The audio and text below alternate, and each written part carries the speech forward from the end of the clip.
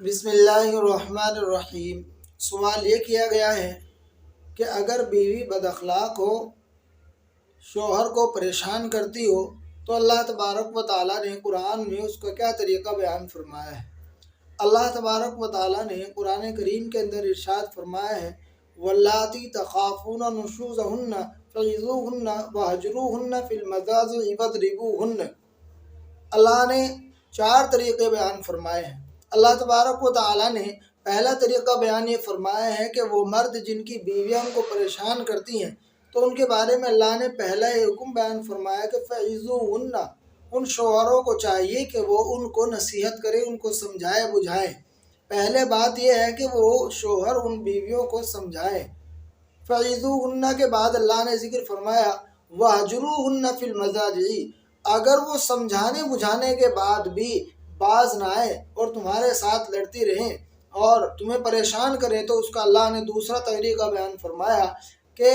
پھر ان کے ساتھ ایسا کیا جائے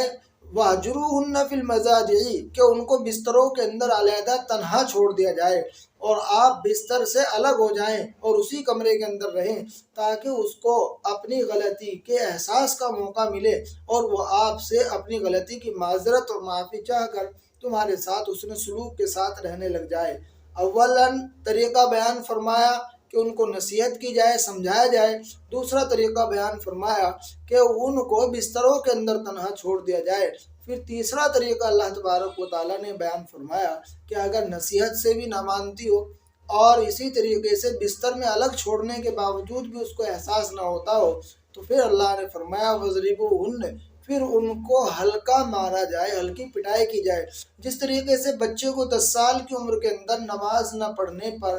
لکڑی سے ہلکا مارنے کی اجازت ہے، اسی طریقے پر بیوی کو بھی ہلکی مار مارنے کی اجازت اللہ تبارک و تعالیٰ نے قرآن میں دی ہے۔ ایسا نہ مارا جائے کہ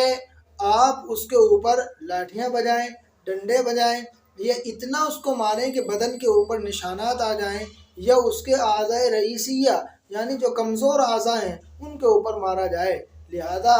اس طرح مارنے کی اجازت نہیں ہے۔ ایسی پٹائی کی جائے جس سے بدن کے اوپر نشانات نہ آئے اور ڈرا دھمکا کر اس کو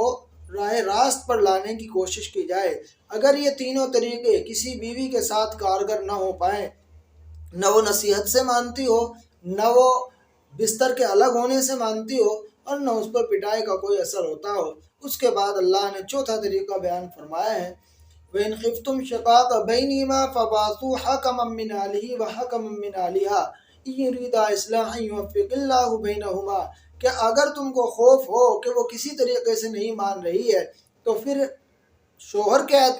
گھر والوں میں سے بھی ایک حکم متعین کیا جائے، فیصلہ کرنے والا متعین کیا جائے، اور عورت کے رشتہ داروں میں سے بھی اس کے گھر والوں میں سے بھی ایک حکم متعین کیا جائے اور ان دونوں حکموں کے اوپر فیصلہ چھوڑ دیا جائے۔ وہ ان دونوں سے پوچھ تاچھ کریں، ان کو سمجھائیں اور ان کو حسن سلوک کے ساتھ رہنے کی تلقین کریں۔ یوفق اللہ بینہما، اگر ان دونوں نے ارادہ کر لیا تو اللہ تبارک و تعالیٰ ان کے لیے راستہ نکالیں گے اور ان کے دلوں کے اندر محبتیں پیدا فرمائیں گے، اور اگر وہ اس طریقے پہ باز نہ آئے تو پھر فیصلہ کرنے والوں کو اختیار ہے کہ وہ چاہے، اگر عورت رہنا نہیں چاہتی تو خلا لے لے، اور اگر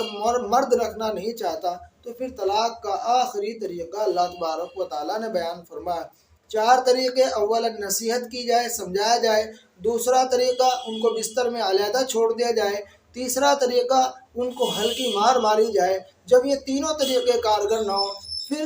دونوں طرف سے ایک ایک حکم متعین کر کے مشورے سے انہیں سمجھایا جائے۔ اگر یہ بھی کارگر نہ ہو تو پھر آخری تدبیر دونوں کے درمیان میں تفریق کرا دی جائے اور انہیں علیحدہ رہنے کا مشورہ دے دیا جائے۔ اللہ تبارک و تعالیٰ عمل کی توفیق عطا فرمائے اور گھریلو جھگڑوں سے اور گھریلو فسادات سے ہماری حفاظت فرمائے، اور گھروں کے اندر اللہ تبارک و تعالیٰ شوہروں کو بھی سمجھ عطا فرمائے